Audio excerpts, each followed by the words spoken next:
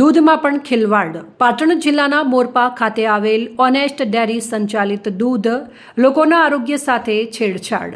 160 ml દૂધની થેલી અંદર જ દૂધ ફાટી ગયું. દુકાનદારે ડીલરને જાણ કરતા ઓથોરાઇઝ્ડ ડીલરે ઉડાઉ જવાબ આપ્યો. ગ્રાહક દૂધના સેમ્પલ લઈ પહોંચ્યું મીડિયાના લોકો પાસે. કસ્ટમર કેર પર કોલ કરતા કોઈ જવાબ નહીં. કસ્ટમર કેર કોલ કરતા ફોન ઘરે પડ્યો હોવાનું જણાવ્યું. ઓથોરાઇઝ્ડ ડીલર સંપર્ક કરતા હાથ અદ્ધર કર્યા. વિગતવાર માહિતી મુજબ ડીસા તાલુકાના ગામે ઈશ્વરભાઈ સોલંકીના પાર્લર ઉપર સવારમાં આપવામાં આવેલી દૂધની થેલીમાં કસ્ટમર જોડેથી ફરિયાદ આવતા સમગ્ર મામલો સામે આવ્યો હતો. દુકાનદારે જણાવ્યું હતું કે આજે સવારે એટલે કે તારીખ 3/10/2025ના રોજ સવારે અમારી પાસે હાર્દિક તાજા નામની થેલી પેકિંગમાં દૂધ આવતો હતો. અગાઉ પણ ગ્રાહક પાસેથી આ દૂધની ફરિયાદ આવી હતી અને 40 દૂધની થેલીઓ બહાર ફેંકી હતી.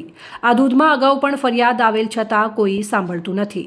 દુકાનદારે મોબાઈલથી લાઈવ વિડીયો ચાલુ કરી દૂધની થેલી લઈ એક ચાની હોટલ પાસે ગયા અને તે હોટલવાળા જોડે તપેલીમાં દૂધ ગરમ કરતા દૂધ ફાટી ગયો હતો. તેને પણ વિડીયો સામેલ છે. ત્યારે દૂધની થેલી ઉપર MRP ₹13 લખેલી જોવા મળે છે, પણ એક્સપાયરી ડેટ જોવા મળતી નથી. ત્યારે એવું ચોખ્ખું દેખાઈ રહ્યું છે કે આ વ્યક્તિઓ આરોગ્ય સાથે ચેડા કરી રહ્યા હોય તેવું જાણવા મળી રહ્યું છે.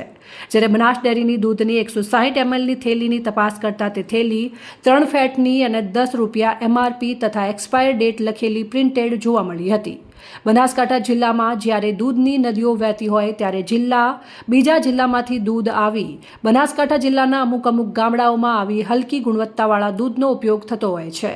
ત્યારે અમારા સંવાદદાતા ઓનેસ્ટ ડેરી માલિકનો સંપર્ક કરતા તેઓ રમેશભાઈ દેસાઈ હોવાનું જણાવ્યું હતું અને તેમણે વધુમાં જણાવ્યું હતું કે હું પાટણ જિલ્લાના ભાજપ બક્ષીપંચ મોરચાના જિલ્લા મંત્રી છું તેવી ઓળખ આપી હતી. ત્યારે તેમણે વધુમાં જણાવ્યું હતું કે અમે દુકાન માલિકને દૂધની થેલીઓ પણ બદલી આપીએ અને બાકીની વળતર પણ આપી દઈએ તેવું જણાવ્યું હતું. ત્યારે શું આરોગ્ય વિભાગ આવી હલકી ગુણવત્તા પાછળ આરોગ્યના અધિકારીઓ અને ફૂડ ખાતાના અધિકારીઓ પગલાં લેશે કે શું તે જોવાનું રહ્યું.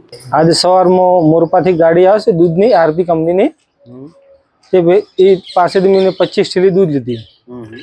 તે ભાઈએ દૂધ આપ્યું એટલે અડધા કલાકની અંદર ફાટી ગઈ. મેં રિટર્ન ભાઈને ફોન કર્યો.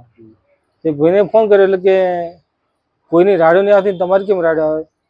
મૂકું એ વાત તમારી સાચી, પણ કોઈ એક જણની રાડ ના આવે કે 10 જણાની આવી છે એટલે કે તપેલી ખરાબ હશે. મૂકું 10 જણાની તપેલી તો ખરાબ ના હોય.